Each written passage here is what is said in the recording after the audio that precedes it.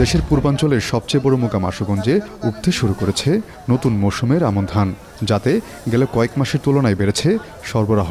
তবে তা এখনও চালকল মালিকদের চাহিদার চেয়ে কম হওয়ায় চড়া ধানের বাজার। মূলত জেলার ২৫০ চালকলে ধানের যোগান দেয় আশুগঞ্জের মেঘনাপাড়ের এই মোকাম। প্রতিদিন কেনাবেচা হয় ৫ থেকে ৬ কোটি টাকার। মৌসুমে যা আরও বাড়ে। তবে গত বড় মৌসুম শেষ হওয়ার পর থেকে সরবরাহ কমে যাওয়ায় বাড়তে থাকে দাম। বর্তমানে প্রতিদিন ৪০ থেকে ৫০ হাজার মন ধান মোকামে উঠছে।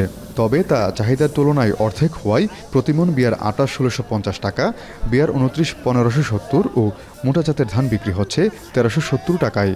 এই সপ্তাহে দুইটা নতুন ধান আমন ধান আসতেছে, তো এই হিসাবে আশা করা যায় ধানের দর কমার সম্ভাবনা আছে। ধান আমদানিতে বেশি হবে, আস্তে আস্তে ধানের সংকটটা কমে যাইব, কমার বাজারটা একটু নিয়ন্ত্রণে আসবে বা কমার সম্ভাবনা আছে।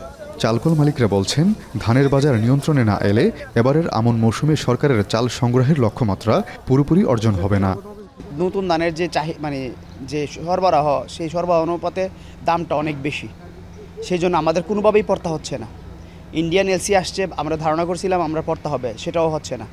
আমরা যে সরকারকে চাল দেব সেটা নিয়ে আমরা সরকারকে কিভাবে চালটা দেবো সেটা নিয়ে সন্দিহান, কারণ গভর্নমেন্ট আমাদের যে রেট দিছে সেই রেট ৪৭ টাকা, আর আমাদের পড়তা হচ্ছে ৪৯ থেকে ৫০ টাকা।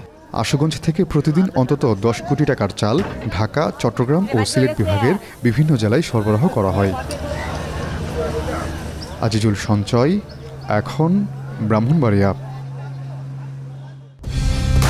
কালার এক্সপার্ট, জর্জ স্যাপ এবং মাইল্ড অন হ্যান্ডস টেকনোলজি সমৃদ্ধ অরিক্স ক্রিস্টাল ওয়াশ আপনার লন্ড্রি এক্সপার্ট।